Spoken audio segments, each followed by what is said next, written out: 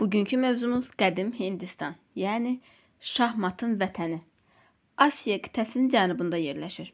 Yəni Hindistan xəritədə gördüyümüz kimi Asiya qitəsinin qərbində yerləşir. Daha doğrusu cənubunda yerləşir. Qərbində Hind, şərqində Qanq çayı axır. Biz həmişə də adətən deyirik, Hindistanı işğal edənlər Hindistanın şimal-qərbini, yəni Hind çayı vadisini. Hindistanın şimal-qərbin, yəni Hind çay vadisini işğal edirlər. Deməli, Hindistan Asiya qitəsinin cənubunda yerləşir.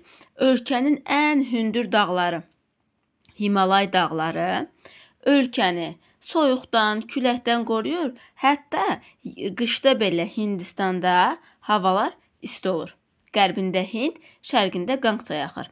Hindistanda ilk sivilizasiya, erkən sivilizasiya eradan əvvəl 3-cü minillikdə Hind çay vadisində yaranmışdı.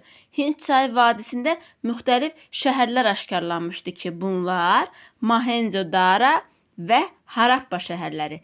İlk sivilizasiya 3-cü minillik, 2 şəhər Mohenjo-daro və Harappa şəhərləri. Mohenjo-daro şəhərinin əhali içməli su ilə təchiz olunmuşdu və su kəməri kanalizasiya sistemi var idi. Harappa şəhərlərində isə 2-3 mərtəbə evlər, böyük taxıl anbarı, yoxsul komaları, sənətkar emalatxanaları var idi. Həm də Harappada əhali tunç və qızıl da emal eləyirdi. Harappalıların özünə məxsus yazısı olmuşdu, amma o yazıların sirri hələ də açılmamışdı. 2-ci minillikdə, eradan əvvəl 2-ci minillikdə bizə məlum olmayan səbəblərdən əhali bu şəhərləri tərk edib getmişdi. Deməli, Hindistan yerləşir Asiya qitəsinin cənubunda. 2 çay, qərbində Hind, şərqində Qanq çayları axır. İlk sivilizasiya 3-cü minillik, 2 şəhər xarabalıqlar aşkar edilmişdi. Mohenjo-daro, Harappa, su kəməri, kanalizasiya sistemi var idi. Mohenjo-da 2-3 mərtəbə evlər, sənətkar emalatxanaları, tunc və qızıl var idi. Tunc və qızıl emal edirdilər Harappada. Harappalıların özünə məxsus yazıları var idi. Amma sirlə açılmayıb. Bunlara baxmayaraq səbəbi məlum olmayan səbəblərdən, yəni hələ də bilinmir ki, əhali o şəhərləri niyə tərk eləmişdi. Ona görə də bu şəhərlər süqut eləmişdi. 2-ci minillikdə köçəri Ari tayfaları şimal-qərbdən, yəni Hindistanın şimalında yaşayan tayfalar 2-ci minillikdə Hindistana köç eləyirlər. Burada məskunlaşırlar. O köç eləyən Ari tayfalarına racələr başçılıq eləyirdi. Arilər gəlir, yerli əhalilə qaynayır, qarışır, oturaq həyata keçir, əkinçiliklə məşğul olur, qonşuluq icmasında yaşayırdılar. Və 11-ci əsrdən başlayaraq dəmir emal etməyi öyrənirdilər.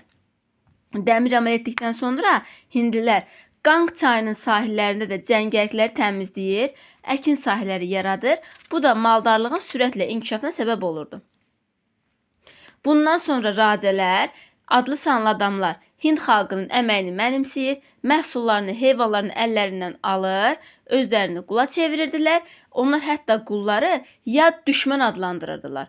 Və bundan sonra da racələr əvvəl başçı seçilir, tədricən padşaha çevrilirdilər və beləliklə eradan əvvəl 1-ci minillikdə padşah hakimiyyəti, qoşunu, keşikçiləri, məmurları olan dövlətlər əmələ gəlir. Yəni, ilk quldar dövlətlər yarandı 1-ci minillikdə. Vahid dövlət yox idi Hindistanda. Hələ vahid halda birləşdirilməmişdi. Ona görə də Hindistan 6-cı əsrin sonunda Əhəməni dövlətinin hücumuna məruz qalır. Əhəməni hökmdarı 1-ci Dara yürüş edir, Hindistanın şimal-qərbini işğal edir, özünə birləşdirir. Bundan sonra Hindistan Makedoniyalı İskəndərin yürüşünə məruz qalır. İskəndər 327-ci ildə Hindistana yürüş edir, Hindistanın şimal-qərbini, yəni bütün Hindistan yox, şərqini yox, Hindistanın şimal-qərbini özünə birləşdirir. İskəndər daha da irəliləmək istəsə də, amma məcbur qalıb geri qayıdır. Niyə? Çünki əskərlər yorulur, yürüşü davam elətdirmək istəmirdilər, həm də əhali güclü müqavimət göstərirdi. Ona görə İskəndər geri çəkilmişdi. İskəndərin ölümündən sonra isə, bilirik ki, İskəndər 323-cü ildə ölmüşdü. Ölümündən sonra Makedoniya imperiyasına qarşı burada üsyanlar baş verir. Yəni, Yunan-Makedoniya ağalığına qarşı üsyan baş verir. Bu üsyana isə Ashoka sülaləsinin nümayəndəsi olan Chandragupta başçılıq edir. Yəni Ashoka sülaləsinin nümayəndəsi, Mauryadan olan hökmdarlar ən əsasda Chandragupta başçılıq eləyirdi. Bu üsyan nəticəsində tezliklə Hind çayının bir hissəsi, yəni şimal-qərbin bir hissəsi Maurya sülaləsinin əlinə keçir, yəni Makedoniyalıların əlindən geri qaytarmış olurlar. Chandraguptanın üsyan nəticəsində Hind çayı hövzəsindəki ərazilərin bir qismini geri qaytarırlar. Maurya sülaləsinin ən güclü hökmdarı Ashoka. Şəklində də gördüyümüz kimi Ashoka 3-cü əsrin ikinci yarısında Hindistanı vahid dövlət halında birləşdirir. 3-cü yüzilliyin ikinci yarısında Hindistan vahid halda birləşdirir. Ashoka hakimiyyətə gəlir. Hindistanı birləşdirir, mərkəzi hakimiyyəti möhkəmləndirir. Bundan sonra bir sıra tədbirlər həyata keçirir, islahatlar keçirir. Bu islahatların bütün əhaliyə çatması üçün müxtəlif yerlərdə 33 kitabə qoydurur. Hindistan tarixində Buddizmin əsas himayədarı ilə Ashoka hesab olunurdu. Buna baxmayaraq 180-ci ildə, eradan əvvəl 180-ci ildə Ashoka ölür, Maurya sülaləsinin hakimiyyətinə son qoyulur, Hindistan yenidən ayrı-ayrı dövlətlərə parçalanır. Yəni 3-cü əsrin ikinci yarısında vahid halda birləşdirilir Ashokanın başçılığı ilə. 180 Ashoka hakimiyyətdən gedəndən sonra Maurya sülaləsi dağılır və Hindistan ayrı-ayrı dövlətlərə parçalanır. Təbəqələr. Kasta sistemi. Nə deməkdir kasta sistemi? Hindistanda bildiyimiz kimi bərabərsizlik var idi. Yəni hindlilər arasında bərabərsizlik meydana gəlir, genişlənir. Bu da insanların təbəqələşməsinə gətirib çıxarırdı. Hindlilərə görə dünya və insanların yaradıcısı Tanrı Brahma idi. Yəni bütün dünyanı insanlar yaradıb Tanrı Brahma. Buna görə də Hind kahinlərinə Brahman deyirdilər. Yəni bir növ baş tanrı Brahman adlanırdı. Brahmanlara görə tanrı insanları 4 kastalara bölmüşdü. Eradan əvvəl 12-11-ci əsrlər, yəni 2-ci minilliyin sonlarında Hindistanda əhali 4 kastalara bölmüşdü. Yəni kastalar nə deməkdir? Dəyişməyən, irsi hüququ və vəzifələri olan insan qrupları. Yəni heç vaxt o kastalar dəyişmirdi. Kastaya mənsubluqda irsi idi. Kastalar birinci yerdə gəlirdi brahmanlar, ikinci yerdə gəlirdi döyüşçülər, üçüncü yerdə gəlirdi tacir sənətkar, dördüncü yerdə gəlirdi nökərlər. Kastaya irsilik dəyişmirdi. Yəni hansı kastaya sahibsənsə, ömrünün sonuna qədər o kastaya aid olursan. Hindistanın mədəniyyəti, memarlıq eradan əvvəl 3-cü yüzillikdə Hindistanda tikilən yüksək sütunlar Hindistan padşahlığının qüdrətini göstərirdi.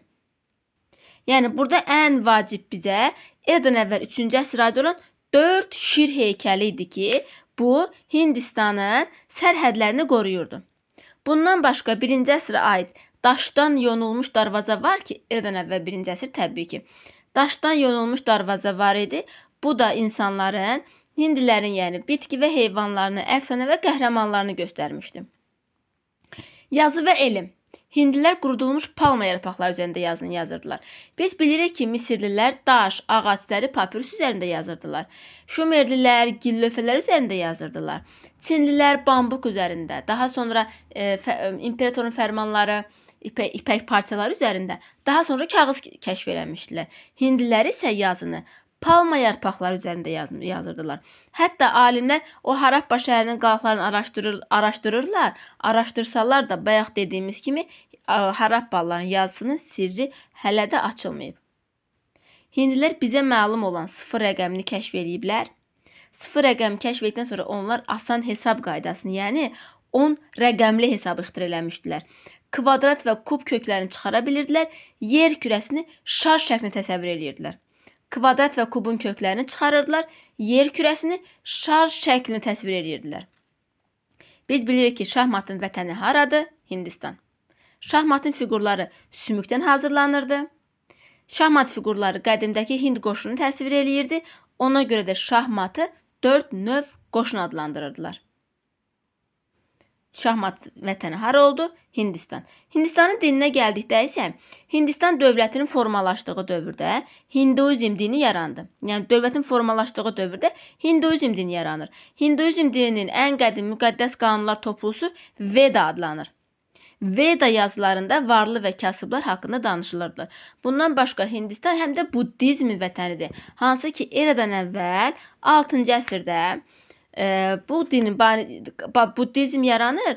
Buddizmdə banisi Gamatha idi. Buddizmin yaranmasına da səbəb insanların kastalara bölünməsinə qarşı gəlirdi. Yəni Buddizmə təbliğ edir ki, insanlar kastalara bölünməsin. Buddizmə görə insanlar deyirdilər ki, insanı xoşbəxtliyə aparan düz yol ləzzətlə, əzab-əziyyətlə arasındakı orta yoldur. Yəni bu 8 yola, bunu ancaq 8 yola etmək mümkündür ki, hansı ki düzgün baxış, düzgün və həqiqət insanın əsl bələdçisi olmalıdır. Düzgün düşüncə insan həmişə sakit və xoş xasiyyətli olmalıdır. Heç bir cani zərər verməməlidir. Yəni bu və bu kimi bəndlərlə insanlar inanırdılar ki, bu yolla insanlar xoşbəxtliyə sonunda çatacaqlar.